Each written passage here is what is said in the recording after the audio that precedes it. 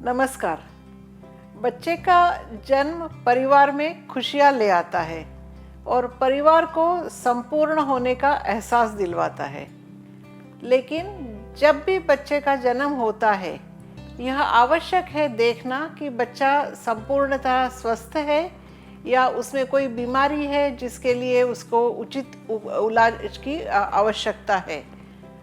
क्योंकि ये सबको पता है कि कोई भी बीमारी के रोकथाम इलाज से बेहतर है। Prevention is better than cure. तो जानिए, आज हम बच्चे के स्वास्थ्य के लिए नवजात शिशु प्रोग्राम या न्यू बॉर्न स्क्रीनिंग के बारे में जानकारी समझ ले। मैं डॉक्टर शुभा फड़के, मेडिकल जेनेटिक्स विभाग, संजय गांधी पीजीआई लखनऊ में प्रोफेसर हूँ और इसी बच्चों के जेनेटिक बीमारियों के बारे में हम लोग जांच और इलाज की व्यवस्था रखते हैं।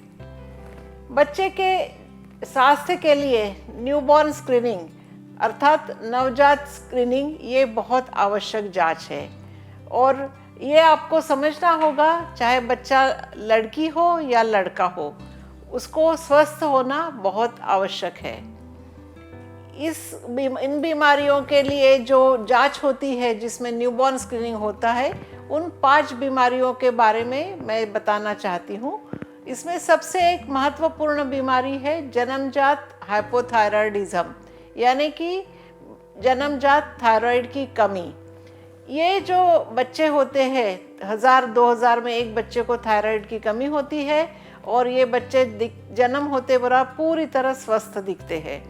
लेकिन जैसे ही उनकी उम्र बढ़ती है, 1 साल में, 3 साल में, धीरे धीरे हाइपोथायराइडिज्म या थायराइड की कमी के लक्षण सामने आते हैं। और जब बच्चे के माँ पिता जान जाते हैं कि बच्चे में कोई बीमारी है या डॉक्टर निदान कर लेता है कि बच्चे को जन्मजात थायराइड की कमी है, तब तक इलाज में काफ़ी देर हो चुकी होती है।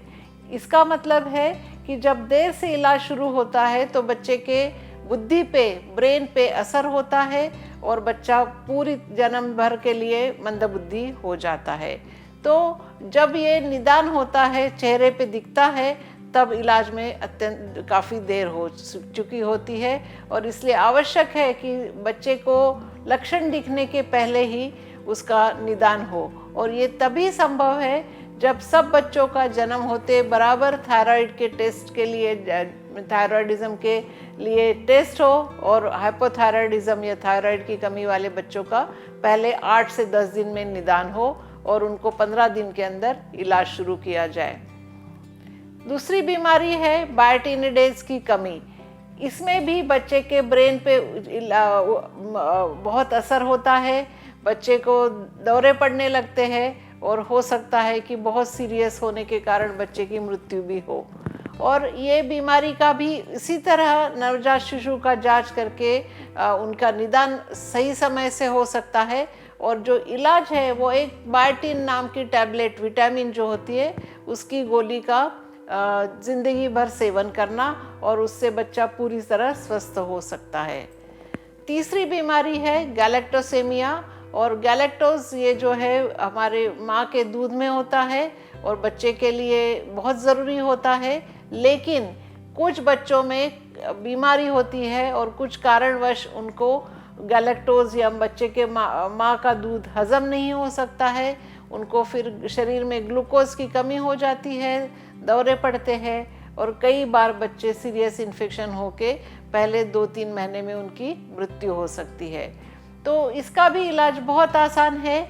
माँ के बच्चे को दूध के बजाय सोया मिल्क पिलाए ताकि वो माँ का दूध या फिर गाय के दूध उनके शरीर में न जाए जो इनमें हानि कर सकता है। और इस आसान इलाज से बच्चे पूरी तरह स्वस्थ जिंदगी बिता सकते हैं। इसी श्रृंखला में जो चौथी बीमारी है कंजेनाइटल एड्रीनल हाइपरप्लाजिया की बीमारी। इसमें जो एड्रीनल ग्रंथि होती है वो काम नहीं करती है और उसके कारण सोडियम की कमी शरीर में हो जाती है। बच्चे के बाहरी अंग जो होते हैं उसमें भी बदलाव आता है और ऐसे बच्चों को भी सोडियम की कमी के कारण मृत्यु होने की संभावना होती है। तो इसमें भी जैसे पहले 3 बीमारियों के लिए बताया है कि अगर पहले 4 दिन में उसका बच्चे का सैंपल लिया जाए, टेस्ट किया जाए, और अगर जो बच्चों में बीमारी पाई गई है उनको तुरंत इलाज करते हैं तो ये बच्चे भी पूरी तरह ज़िंदगी भर स्वस्थ रह सकते हैं। इसके अलावा एक G6PD नाम की कमी होती है खून में, और ये कोई बीमारी नहीं होती है, लेकिन इन बच्चों को अगर कभी कभी कुछ दवाइयाँ है, वो दवाइयाँ देने से उनको खून टूट जाता है, पीलिया होता है, खून की कमी होती है, और बहुत सीरियस उस पर किडनी पे असर होना या जानलेवा हो सकता है। तो ये बच्चे या ये व्यक्ति जिनको G6PD की कमी होती है, 200-300 में एक व्यक्ति में G6PD की कमी होती है, काफ़ी आम बात है, और कई लोगों को ज़िंदगी भर उससे कोई नुकसान भी नहीं होता है। लेकिन अगर कुछ दवाइयों से उनको बचाया जाए तो उनको सीरियस कॉम्प्लिकेशंस होने से बचाया जा सकता है। और इन जांच के द्वारा जो बच्चों में G6PD की कमी पाई जाती है, उनको हम ऐसी दवाइयों की सूची दे देते हैं, दवाइयों की लिस्ट दे देते हैं, और इनसे उनको परहेज रखने के लिए बताया जाता है ताकि बच्चे पे कोई सीरियस कॉम्प्लिकेशंस न हो, और ज़िंदगी भर ये फिर देखना पड़ेगा कि ये दवाइयों से बच्चों को या व्यक्ति को बचाया जाए। तो इन 5 बीमारियों के बारे में जो मैंने जानकारी दी, इनसे कैसे बचा जा सकता है।